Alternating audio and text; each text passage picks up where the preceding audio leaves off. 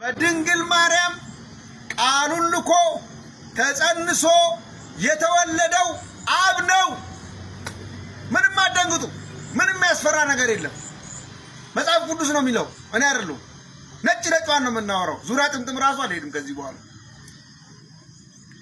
ሉቃስ 2:11 ዛሬ በዳዊት ከተማ መድኃኒት የሆነ እርሱ ተወልዶላችኋል። ሉቃስ ስሙን አልቀረጸም። እርሱ ተወልዶላችኋል። እርሱ ግን ማን ነው? መድኃኒት የሆነው ነው። መድኃኒት የሆነ እርሱ ተወልዶላችኋል። ማን ነው መድኃኒት? እስቲ ደግሞ ትንሽ ከፍ ብለን እንሂድ። መዝሙረ ዳዊት 27 ምዕራፍ 27 ቁጥር 1 እግዚአብሔር ብርሃኔና መድኃኒቴ ነው አለ ዳዊት። ስለሆነም መድኃኒትና ብርሃን የሆነው እግዚአብሔር ነው በዳዊት ከተማ አማኑኤል ሆኖ የተወለደው። ብዙ ሰዎች እግዚአብሔር አብ አይታይም፣ አይታሰስም፣ እጅና አጥንት የለውም፣ ታይቶ አያውቅም ይላሉ። ከየት ያመጣው ፍልስፍና ነው? አብርሃም ቤት እግዚአብሔር እጅና እግር ይዞ ሰው መስሎ ገብቶ እንጎቻ አልበላም፣ ውሃ አልጠጣም፣ ሳራን አላናገረም። አብርሃምና እግዚአብሔር ፊት ለፊት እየተነጋገሩ እያለ አብርሃምም ንግግሩን ሲጨርስ ስለ ሶዶም እየማለደ አብርሃም ንግግሩን ሲጨርስ ሄደ፣ እግዚአብሔርም ንግግሩን ሲጨርስ ሄደ አይልም? ዘፍጥረት ምዕራፍ 18 በቁጥር 33 ላይ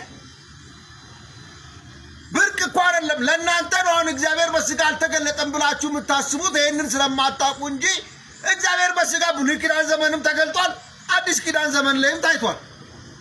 ልዩነቱን በኋላ እናወራለን። ምንድን ያለው ያዕቆብ? ዘፍጥረት ምዕራፍ 32 ከቁጥር 30 ላይ እግዚአብሔርን ፊት ለፊት አየሁት፣ ሰውነቴም ድና ቀረች አላለም? ፊት ለፊት አየሁት። ምንድን ነው? እግዚአብሔር በሚታይ ሰውነት ብሉይ ኪዳን ዘመን ላይ ተገልጧል፣ ሰው መስሎ። ልዩነቱ በአዲስ ኪዳን ግን ሰው መስሎ ሳይሆን ሰው ሆኖ ነው የተገለጠው። ሰው ሆኖ ሰው በሚመስል ብቻ ሳይሆን በራሱ ሰውነት በራሱ ስጋ ነው የተገለጠው። ይሄ ነው ልዩነቱ። በብሉይ ኪዳን ዘመን እግዚአብሔር ተወልዶ አይደለም የተገለጠው፣ ሰው መስሎ ነው እንግዳ ሆኖ የገባው። በአዲስ ኪዳን ዘመን እግዚአብሔር ተጸንሶ ተወልዶ ነው የተገለጠው። አብ ተወልዷል። መጽሐፍ ቅዱሳዊ ትምህርት ነው። የባሪያ መልክ የያዘውን ባሪያነቱን ፊቱን አይታችሁ የሚታይ የሚዳሰስ የሚራብ የሚጠማውን ስጋውን አይታችሁ አብ አይደለም ካላችሁ ተሸውዳችኋል፣ ተበልታል። ሮሜ ምዕራፍ 1 ከቁጥር 20 አንብቢድና የማይታየው ባህሪ እርሱም የዘላለም ክንዱ ደግሞም አምላክነቱ ይለዋል። አምላክነቱ በሁለት መሰረታዊ ነገር ላይ ያጠነጠነ ነው። አንደኛ የዘላለም ክንዱ መሆኑ ነው። ሁለተኛ ደግሞ የማይታይ ባህሪ ስላለው ነው። ስለዚህ ስጋውን አይተ እንዳትሸወድ። አብ አይደለም ለማለት ስጋውን አይተ ከሆነ ተሸውዳል። የማይታየው ባህሪ ነው፣ መለኮታዊ ማንነቱ ነው አብ ያስባለው ኢየሱስን።